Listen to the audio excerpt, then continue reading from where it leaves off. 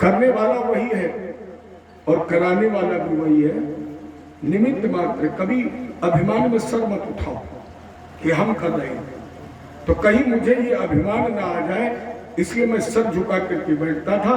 मैंने एक गाय दान में दी, मैं जान नहीं पाया, वो गाय मेरे गौशाले में आ गई और मैंने दूसरे ब्राह्मण को दे दी।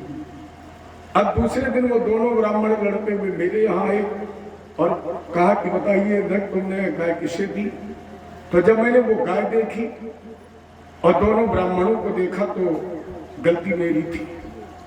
मैंने दोनों ब्राह्मणों से कहा भैया अपराध मुझसे हो गया है, एक गाय मैंने दो ब्राह्मणों को दान में दी है, अब एक ब्राह्मण ये गाय ले ले और दूसरा ब्राह्मण हमसे बदले में जितनी गाय चाहे उतनी गाय ले ले।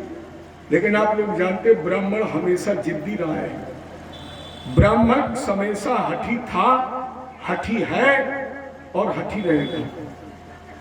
आप लोग एक बात और अन्यथा मत लेना, ब्राह्मण किसी से कमजोर नहीं है, न तन में, न मन में, न धन में, न बल में, न बुद्धि में, न विवेक में, कहीं से कमजोर नहीं है। लेकिन ब्राह्मण के अंदर दो कमजोरियां हैं, इसलिए हमने कहा बुरा मत मानना। ब्राह्मण सर्वगुण संपन्न होते हुए भी दो कमजोरियां हैं और दो कमजोरियों का ही लोग लाभ उठाते हैं। पहली कमजोरी है ब्राह्मण की पैर, पहली कमजोरी पैर। कोई व्यक्ति कितना भी क्रोध में तुम जा रहे हो और जिससे पर तुम क्रोध कर रहे हो, अब वो दूर ही से कह दे महाराज पैर आ गए, तो पंडित जी की 80% गुस्सा खत्म, अपने आप 3200 बाए। तो बोले पूरे गुस्सा तो बहुत हटती है। दूसरी कमजोरी पेट, महाराज कहाँ गुस्सा कर रहे हो खम खम, अब मैं बढ़िया बकेवर से मंगाई काजू की बर्फी, आप बैठ के नाश्ता करो। और देखे पंडित जी ने 2-3 पीस खाई, और अगर कहूँ मिल गए 10-5 संग में, भले पूरी रिफाइंड की हो लेकिन 11 मिल जाए, फिर रास्ता में यही कहते भैया पूरी जरूर रिफाइंड की थी लेकिन यजमान बढ़िया है तो कम से कम चलते चलते 150। तो वो ब्राह्मण बड़े जिद्दी थे, बड़े हठी थे और दोनों ब्राह्मण बोले गाय तो हम यही लेंगे। अब दो लेने वाले थे, गाय एक थी। मैं निर्णय नहीं कर पाया तो दोनों उन ब्राह्मणों ने श्राप दे दिया, नग तुम्हें दान में गिरगिट की तरह रंग बदलाए, इसलिए तुम गिरगिट हो जाओ। और ब्राह्मणों के श्राप वश मुझे 10,000 वर्ष तक इस गिरगिट की ओर में रहना पड़ा। लेकिन हमने आपसे एक दिन निवेदन किया था, ब्राह्मण, संत, गुरु और माता पिता अगर आपको प्रेम से गोद में खिला रहे हैं, आपको आशीर्वाद दे रहे हैं, तब तो आपका कल्याण निश्चित है। और अगर ये कड़वा भी बोल रहे हैं, अगर ये श्राप भी दे रहे हैं, अगर ये गाली भी दे रहे हैं, अगर ये अपशब्द भी कर रहे हैं, तो भी आपका कभी कल्याण नहीं हो सकता है, उसमें भी कल्याण ही होगा।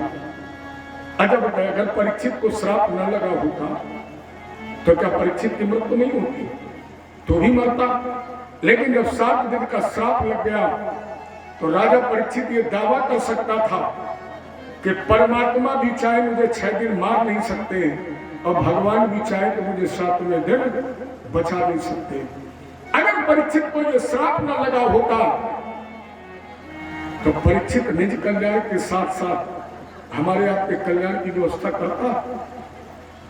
और जब तक यह धराधाम रहेगी तब तक सुख परीक्षित संवाद के रूप में अमर कथा हम आप सुनते रहेंगे। परीक्षित का कल्याण नहीं हुआ। अगर जय विजय को श्राप न दिया होता संकादिक ऋषियों ने तो 3 जन्म तक असुर तो न बनते, लेकिन भगवान के हाथ से मरने का गौरव मिलता है। या भगवान के नाम के पहले नाम लिया जाता, लेकिन अब राम का नाम बाद में, रावण का नाम पहले। अगर नग को ब्राह्मणों ने श्राप न दिया होता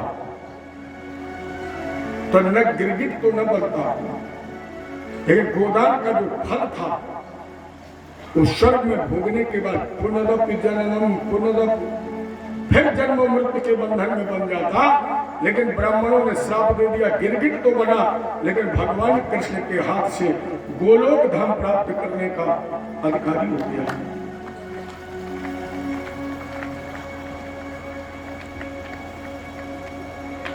जय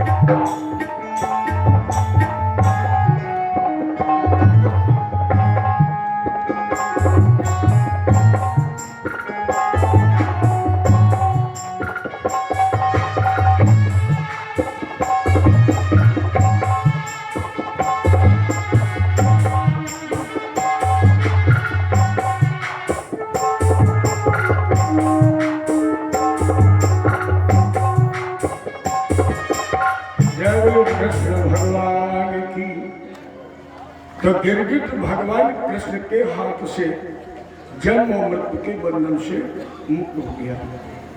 देखो यहां से एक संदेश मिलता है कि दान के संकल्प के बाद किसी भी प्रकार की उसमें त्रुटि नहीं होनी चाहिए, कोई परिवर्तन नहीं होना चाहिए। इसलिए दान हमेशा शक्ति, श्रद्धा और सामर्थ्य के अनुसार करें। जितनी शक्ति हो, श्रद्धा हो, सामर्थ्य हो, उसके अनुसार दान करें। और दान भी सुपात्र को करें। ऐसा नहीं जैसे लोग कहते हैं हमें तो करना है, ये सोच करके दान मत करिए कि हमें दान करना है। दान हमेशा सुपात्र को करें।